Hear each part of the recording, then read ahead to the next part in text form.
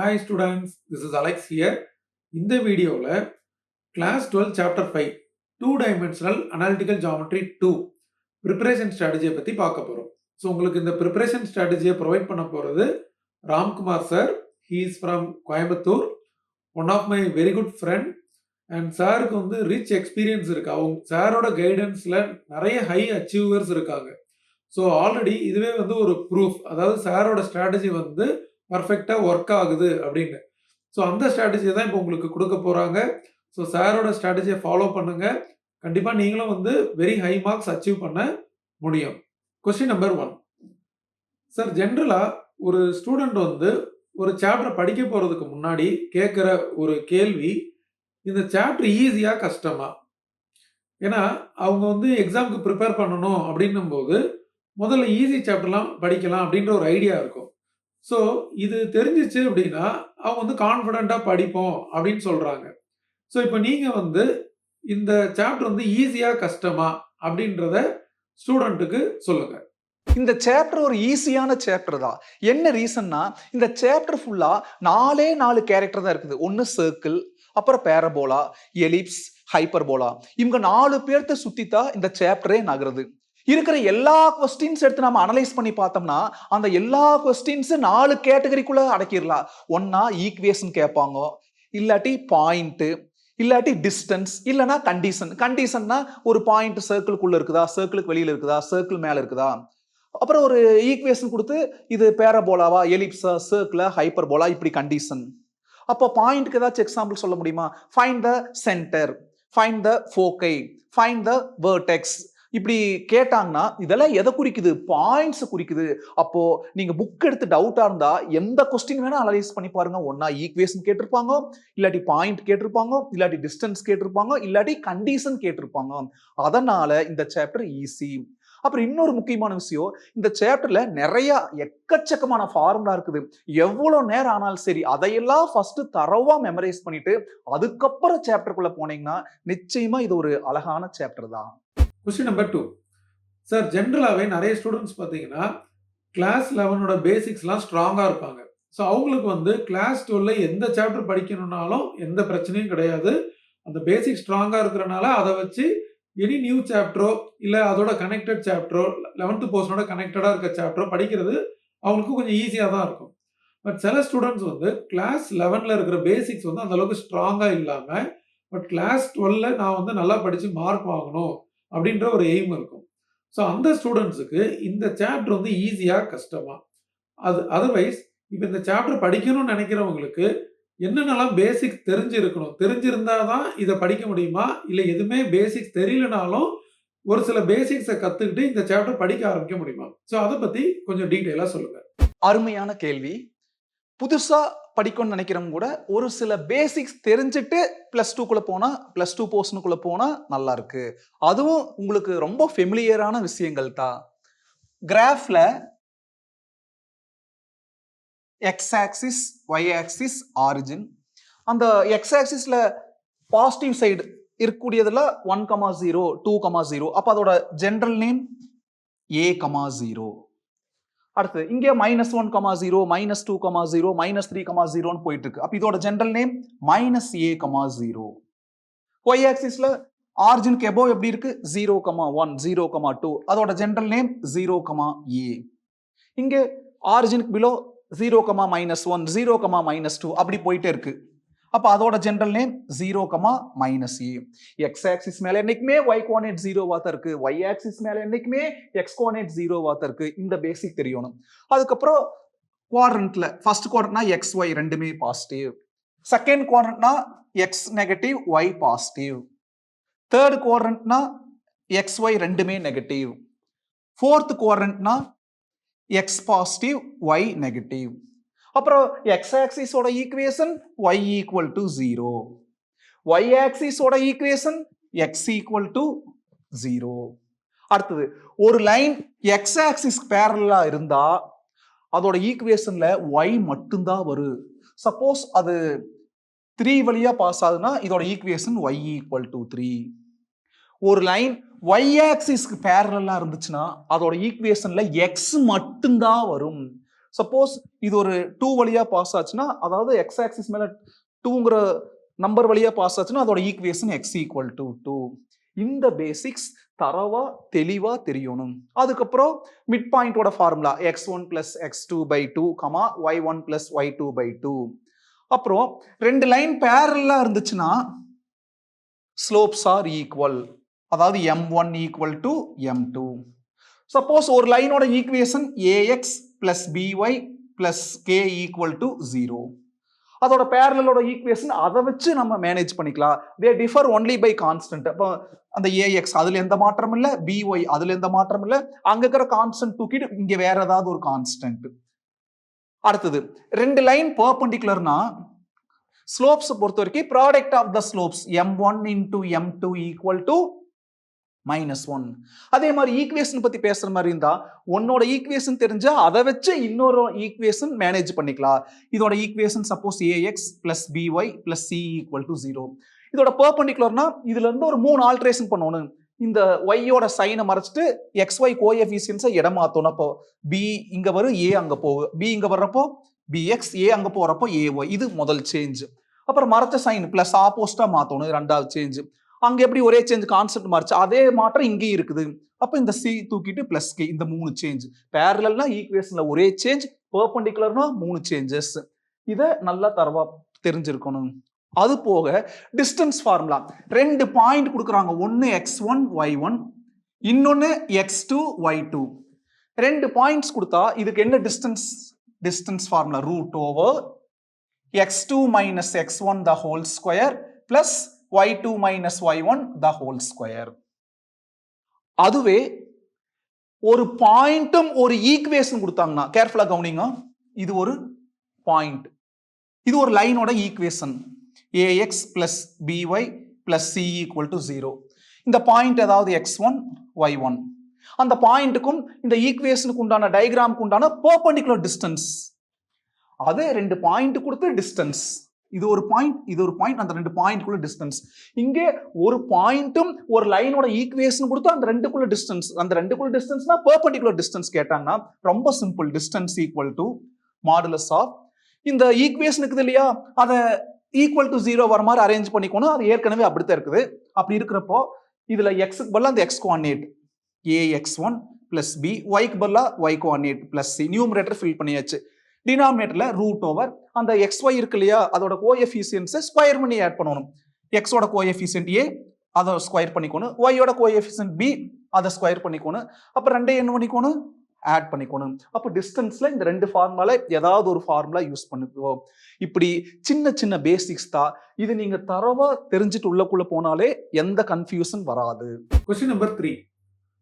Sir, few students வந்து நாங்க ஈஸியா படிக்கணும், அதனால எக்ஸாம்க்கு வரக்கூடிய ஒரு எக்ஸ்பெக்டட் கொஸ்டின்ஸ் கொடுத்தீங்கன்னா நாங்கள் டைரக்டாக அதே படிச்சிடுறோம் அப்படின்னு சொல்லி கேட்குறாங்க.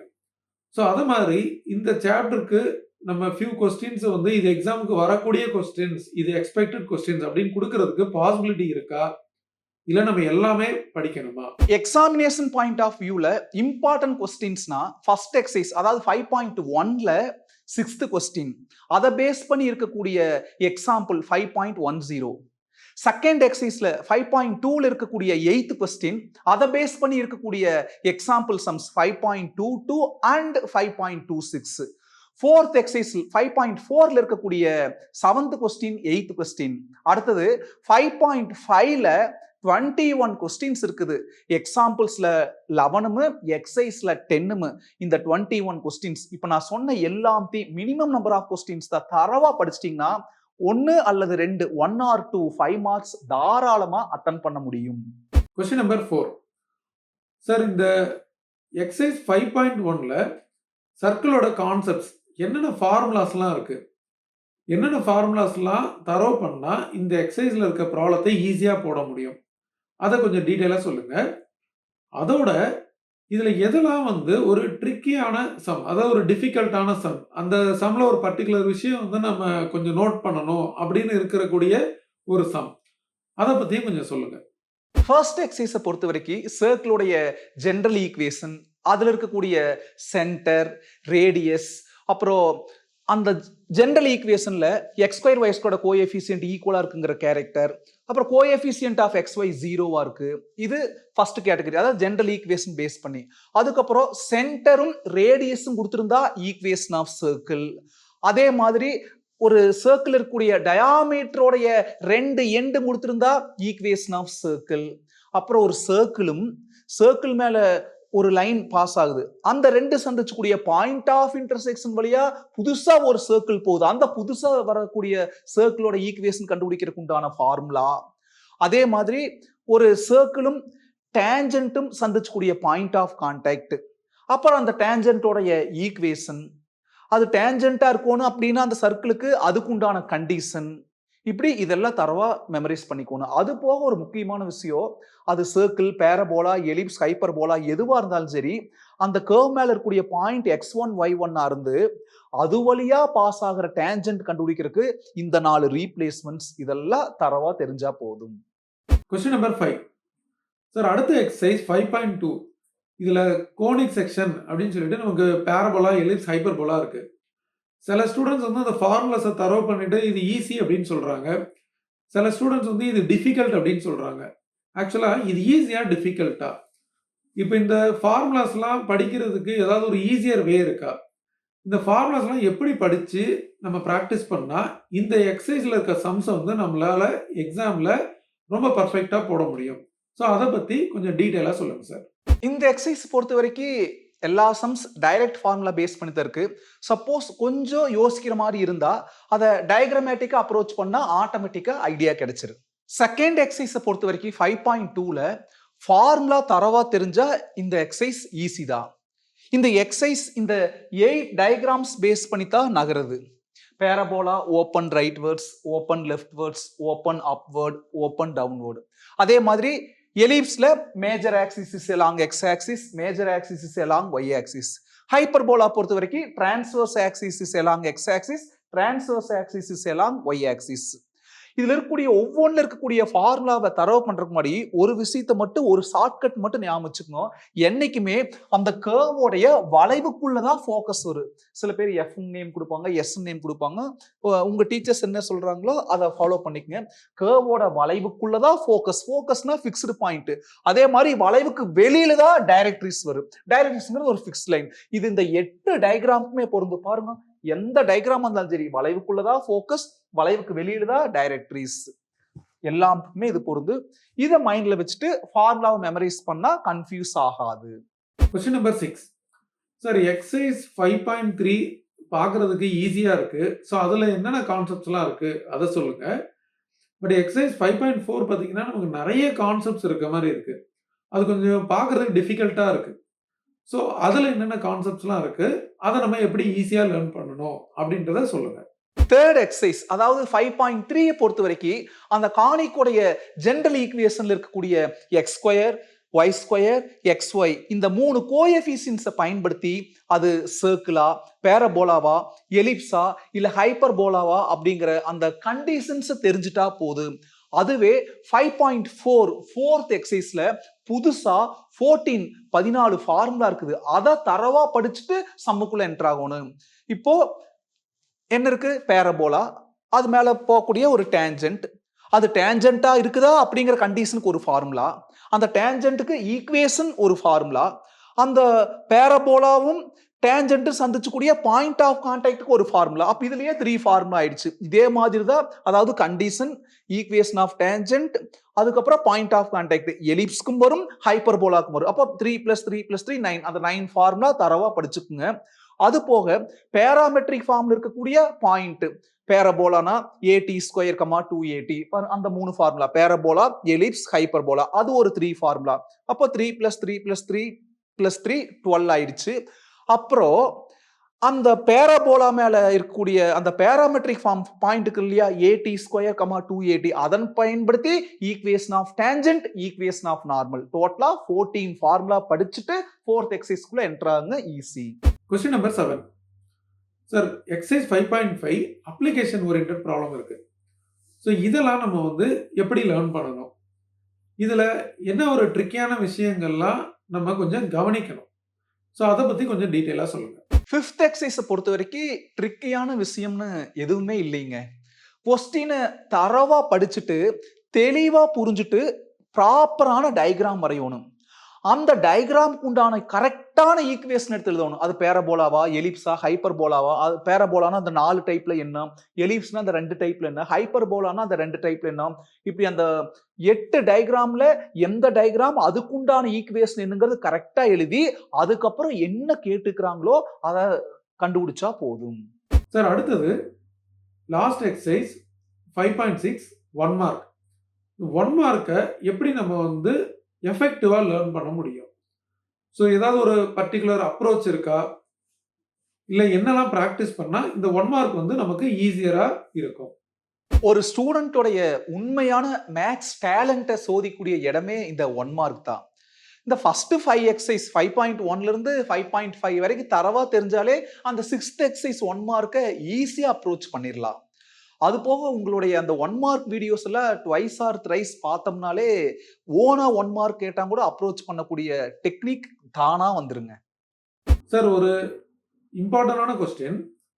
நிறைய ஸ்டூடெண்ட்ஸ் வந்து கிரியேட்டிவ் கொஸ்டின் அப்படின்னா கொஞ்சம் பயமா இருக்கு அப்படின்னு சொல்றாங்க. எஸ்பெஷலி ஒரு டஃப் சாப்டர் அப்படின்னும் போது அதுல கிரியேட்டிவ் கொஸ்டின் வந்து ரொம்ப டஃபா இருக்குமோ, அதை எப்படி நம்ம அப்ரோச் பண்றது அப்படின்ற ஒரு தாட் இருக்கு. ஸோ இந்த சாப்டர்ல வந்து கிரியேட்டிவ் கொஸ்டின் வந்தா அட்டன் பண்ணணும் அப்படின்னும் போது நம்ம எந்த வகையில ப்ரிப்பரேஷன் இருந்தா இந்த கிரியேட்டிவ் கொஸ்டினை ஈஸியா டேக்கிள் பண்ண முடியும்? புக்கில் இருக்கிற கான்செப்ட்ஸ் தெளிவா தெரிஞ்சாலே எப்படி கொஸ்டின் கேட்டாலும் அட்டன் பண்ண முடியும். அதனால பயப்படணுங்கிற அவசியம் இல்லை. சப்போஸ் பிராக்டிஸ்க்கு சம்ஸ் நிறைய வேணும்னா ப்ரீவியஸ் சிலபஸ், இந்த புக்குக்கு ப்ரீவியஸ் புக், அதில் இருக்கக்கூடிய நம்ம சிலபஸ் ரிலேட்டட் சம்ஸை ப்ராக்டிஸ் பண்ணா நிறைய ஐடியா கிடைக்கும். சார் அடுத்து ஒரு ஜெனரல் கொஸ்டின். சில average students and below average students வந்து நாங்கள் மேக்ஸில் வந்து நாங்கள் ஓரளவு தான் போடுறோம், பட் நாங்கள் வந்து ரொம்ப எஃபிஷியன்ட் ஆகணும் அப்படின்னா என்ன பண்ணணும் அப்படின்னு கேட்குறாங்க. ஸோ இதுக்கு உங்களோட சஜஷன்ஸ் என்ன? மேக்ஸ்ல எக்கச்சக்கமான பிராக்டிஸ் வேணும். பிராக்டிஸ் பண்ணத்தான் சப்ஜெக்ட் மேல நமக்கு நம்பிக்கை வரும். நம்பிக்கை வந்துச்சுனாலே ஆட்டோமேட்டிக்கா தைரியம் வந்துரு. அப்போ எந்த கொஸ்டின் மேல நம்மளால ஃபேஸ் பண்ண முடியும். சார் இது வரைக்கும் இந்த சாப்டர் 5 எப்படி லேர்ன் பண்ணலாம் அப்படின்ற ஸ்ட்ராட்டஜியை கொடுத்துருக்கீங்க.